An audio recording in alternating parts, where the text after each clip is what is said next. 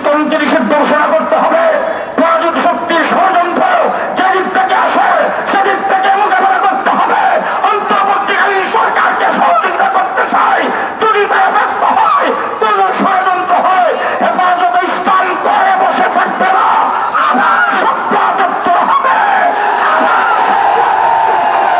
আবার সভ্যযুক্ত হবে। ভারতের সাথে যে সম্পর্ক আপনাদের খারাপ হয়, ক্ষমতায় যাইতে পারবেন না। মৌলানা মামুনুল হক যে কথা বলেছেন, ভারত দূষণ নীতি পালন করে ভারতের সেবাদাস হয়ে আগামীতে কাউকে ক্ষমতায় আসতে দেওয়া হবে না।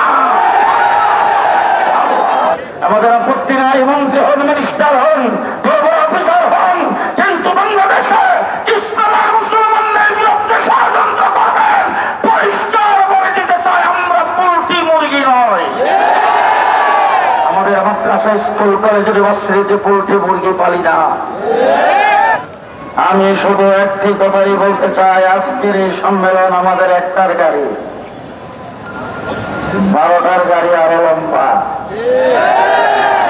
2 নম্বর কথা বলতে চাই, 800 বৎসর ভারতবর্ষ মুসলমান শাসন করেছে, হিন্দু এই দেশে ছিল। যদি আমরা হিন্দুদের প্রতি কোনো বিদ্বেষ ভাব থাকত, 800 বৎসর পরে পুলারাশি দিয়ে বাড়ি সালাম দিয়ে পাওয়া যেত না।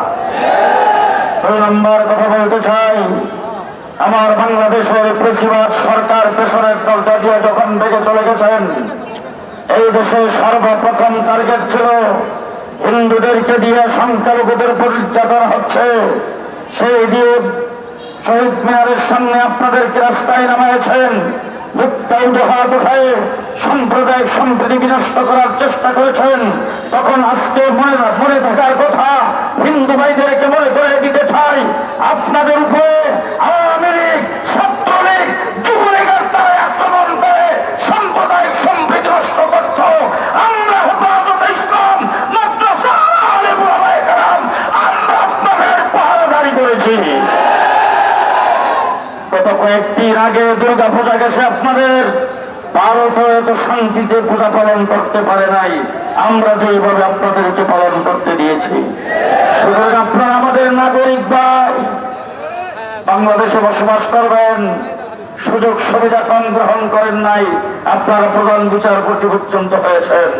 আমাদের আপত্তি নাই, মন্ত্রী হন, মিনিস্টার হন, বড় অফিসার হন, কিন্তু বাংলাদেশে ইসলাম আর মুসলমানদের বিরুদ্ধে ষড়যন্ত্র করবেন। পরিষ্কার বলে দিতে চাই, আমরা পোল্ট্রি মুরগি নয়। আমাদের মাদ্রাসা, স্কুল, কলেজ, ইউনিভার্সিটিতে পোল্ট্রি মুরগি পালি না। শেষ কথা বলতে চাই, কারো কারো এখনো আওয়ামী লীগ খালাতো ভাই, আওয়ামী লীগ কৃষকদের বিরুদ্ধে নির্যাতিত হয়েছেন, নিপীড়িত হয়েছেন, গুম হত্যা হয়েছে অনেক। তারপরে এখন আপনাদের কথাবার্তায় বোঝা যাচ্ছে তারা খালাতো ভাই, আপনাদের জন্য মনে একটু দুঃখ। আমার মনে হচ্ছে আপনারা ভারত দূষণ নীতি পালন করছেন। ভারতের সাথে যে সম্পর্ক আপনাদের খারাপ হয়, ক্ষমতায় যাইতে পারবেন না। মৌলানা মামুনুল হক যে কথা বলেছেন, ভারত দূষণ নীতি পালন করে ভারতের সেবাদাস হয়ে আগামীতে কাউকে ক্ষমতায় আসতে দেওয়া হবে না। শেষ কথা আপনাদের সামনে বলবো, ইসকনকে নিষিদ্ধ ঘোষণা করতে হবে। পরাজিত শক্তির ষড়যন্ত্র যেদিক থেকে আসে সেদিক থেকে মোকাবেলা করতে হবে। অন্তর্বর্তীকালীন সরকারকে সহযোগিতা করতে চাই। যদি তারা ব্যর্থ হয়, কোন ষড়যন্ত্র হয়, হেফাজত ইসলাম করে বসে থাকবে না। আবার সভ্যযুক্ত হবে, আবার সভ্যযুক্ত হবে। মোনাজাতের মাধ্যমে আজকের সমাবেশ এখানেই শেষ হবে।